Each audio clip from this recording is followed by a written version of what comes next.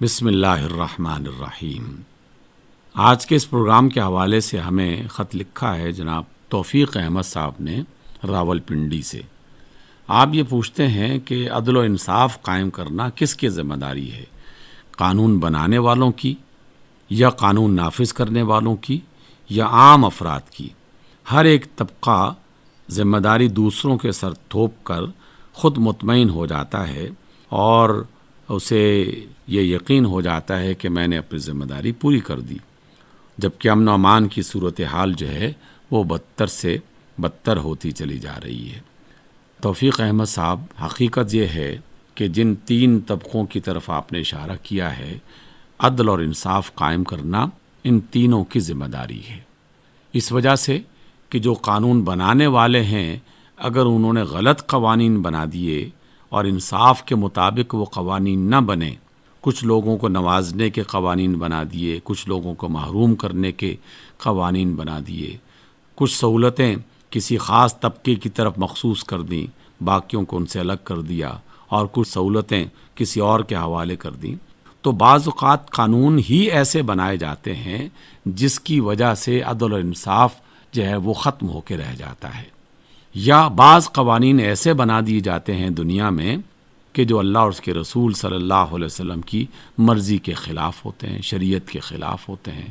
وہ قوانین چھوٹے بھی ہوتے ہیں اور بڑے بھی ہوتے ہیں۔ اس کی وجہ سے عدل و انصاف میں خلل پیدا ہوتا ہے۔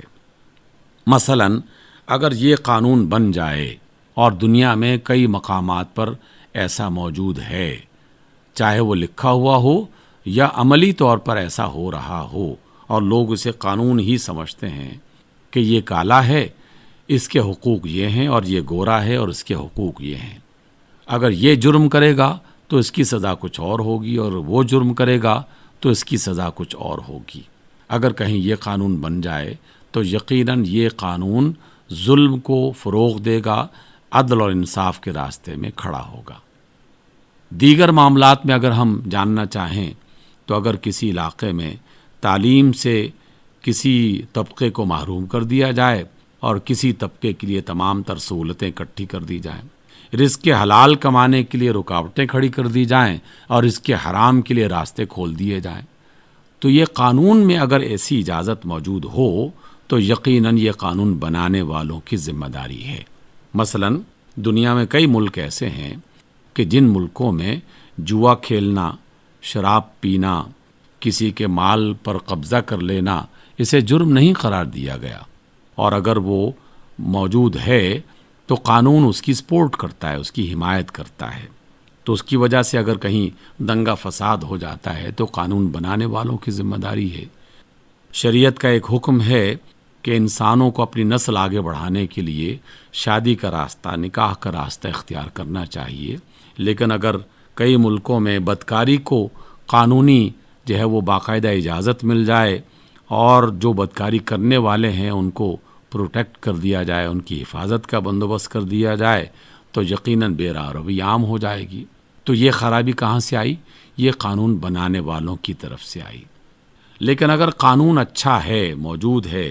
اور قوانین بنانے والوں نے ملک میں عدل، انصاف، مساوات اور اس طرح کی بہت ساری جو اچھی باتیں ہیں ان کو بہتر بنانے کے لیے قانون بنا دیے، تو دوسری ذمہ داری قانون نافذ کرنے والوں کی ہو جاتی ہے۔ اگر وہ قانون کے ہوتے ہوئے اس پر عمل نہیں کرتے تو یقیناً پھر قانون نافذ کرنے والے ادارے وہ بے انصافی کا سبب بن جاتے ہیں، ظلم اور زیادتی کا سبب بن جاتے ہیں۔ دنیا کے بیشتر ترقی یافتہ ملکوں میں یہ قانون بھی ہے، اور اس پر عمل درآمد بھی ایسے ہوتا ہے کہ اگر کسی شخص نے بازار میں یا اپنے گھروں میں یا کسی محلے میں کوئی گناہ کیا، قانون کی خلاف ورزی کی، تو قانون نافذ کرنے والے ادارے فوراً اس کو پکڑتے ہیں اور اسے جیل میں ڈال دیتے ہیں۔ جیل میں ڈالنے کے بعد قانون نے خود ایک طریقہ کار متعین کیا ہے کہ اسے باقاعدہ عدالت میں پیش کیا جائے گا، اس کے خلاف جو ہے وہ اس کی جو جرم ہے وہ وہاں پیش کر کے بتایا جائے گا کہ فلاں شخص نے یہ جرم کیا اور یہ جرم کرتا ہوا پکڑا گیا، یا دیگر لوگوں نے پکڑ کے ہمارے حوالے کیا اور اس پر یہ الزام ہے۔ اب یہ عدالت کا کام ہے کہ وہ دیکھے کہ واقعی اس نے جرم کیا ہے یا نہیں کیا، اگر کیا ہے تو کتنا کیا ہے۔ تو قانون نافذ کرنے والے اداروں کے لیے باقاعدہ ایک طریقہ کار متعین کر دیا ہے کہ عدالت کے فیصلے سے پہلے کوئی بھی قانون نافذ کرنے والا ادارہ اس مجرم کو جو ابھی ملزم ہے، ابھی متہم ہے، اسے اپنی طرف سے سزا نہیں دے سکتا، اس کی مار پیٹ نہیں کر سکتا۔ تو قانون تو موجود ہے، لیکن اگر قانون پر عمل نہیں ہو رہا تو اس بے انصافی کا سبب قانون بنانے والے نہیں بلکہ قانون کو نافذ کرنے والے بن رہے ہیں۔ اور تیسرا طبقہ جس کی طرف آپ نے اشارہ کیا ہے وہ ہم جیسے عام افراد ہیں۔ ہم بھی بعض اوقات بے انصافی کرتے ہیں اپنے ذاتی معاملات میں، اپنے گھر کے معاملات میں، اپنے خاندان کے معاملات میں، لین دین کے معاملات میں، لوگوں سے برتاؤ کرنے کے حوالے سے ہم خود بھی بے انصافی کرتے ہیں۔ مثلا ایک شخص وہ حق پر ہے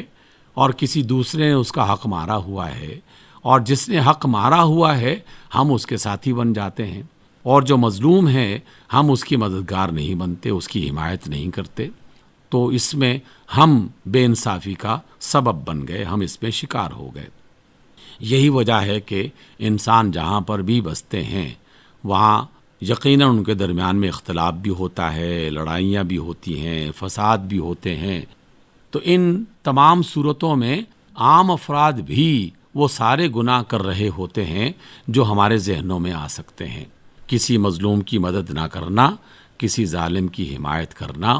کسی کا مال چھین لینا، کسی کی زمین پر ناجائز قبضہ کر لینا، کسی کو دھوکہ دے دینا، کسی سے جھوٹ بول لینا، کسی کی شادی بیاہ میں رخنہ پیدا کر دینا، کسی کے بارے میں حسد کرتے ہوئے کوئی نہ کوئی اس پر تہمت لگا دینا، اس کی عزت اور ناموس کو نقصان پہنچانے کی کوشش کرنا، راستے میں رکاوٹیں کھڑی کر دینا، کسی کا پانی بند کر دینا، کسی کی روشنی ختم کر دینا، ہزارہا ایسے کام ہیں جو ہم افراد اپنے طور پر کر رہے ہوتے ہیں۔ نہ قانون اس کی اجازت دیتا ہے، نہ شریعت اجازت دیتی ہے، نہ اخلاق اجازت دیتا ہے۔ تو حقیقت میں تینوں طبقات ظلم اور انصاف کے حوالے سے ذمہ دار بنیں گے۔ جو ظلم کرے گا وہ ظالم کہلائے گا، جو انصاف قائم کرنے کی کوشش کرے گا وہ با انصاف کہلائے گا۔ اس لیے بعض اوقات قانون بنانے والے غلط قانون بنا دیتے ہیں، جس کی وجہ سے طبقاتی تقسیم میں اضافہ ہونا شروع ہو جاتا ہے۔ کچھ لوگ امیر سے امیر تر بننا شروع ہو جاتے ہیں، اور کچھ لوگ قسمہ پرسی کے عالم میں زندگی بسر کرنے پر مجبور ہو جاتے ہیں۔ کچھ تعلیم سے محروم ہو جاتے ہیں، اور کچھ کے لیے تعلیم کی تمام سہولتیں میسر آ جاتی ہیں۔ کچھ کو ملازمتیں مل جاتی ہیں، کچھ اس سے محروم کر دیے جاتے ہیں۔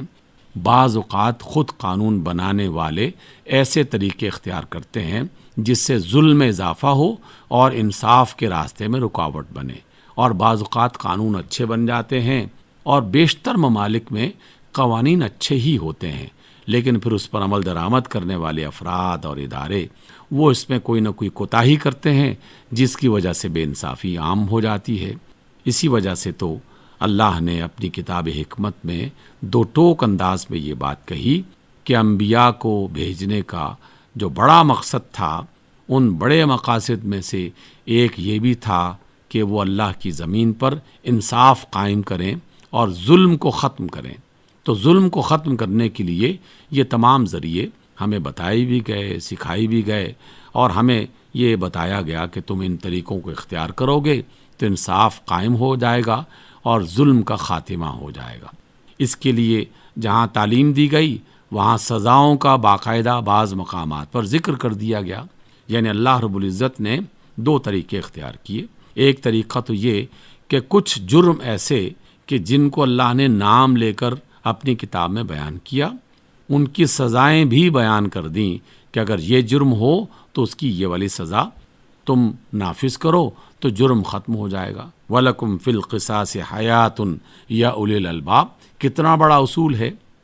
کہ لوگوں جو قتل کرے اسے اس کی سزا دو، جو ظلم کرے اس کو سزا دو۔ قصاص میں تمہاری زندگی ہے، یعنی فرد اور معاشرہ امن و امان میں رہے گا اگر قصاص کا قانون جو ہے وہ نافذ کر دیا جائے۔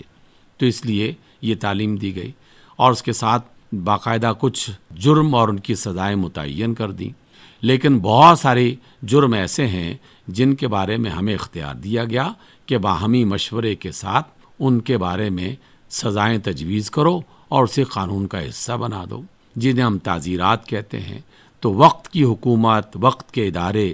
وہ اللہ کے قوانین کو تو جیسے ہیں ویسے ہی انہیں نافذ کرنے کا حکم دیا گیا ہے، اور جہاں اللہ کا قانون واضح طور پر کسی جرم اور اس کی سزا کا تعین نہیں کرتا، وہاں کے ادارے جو ہیں وہ باقاعدہ اس کا ذکر کریں گے اور قوانین بنا کر نافذ کرنے کی کوشش کریں گے۔ ان صورتوں میں عدل اور انصاف قائم رہ سکتا ہے، اور شریعت دنیا میں عدل اور انصاف قائم رکھنے کے لیے بھیجی گئی ہے، اسے صرف پڑھنے اور پڑھانے کے لیے نہیں بھیجا گیا۔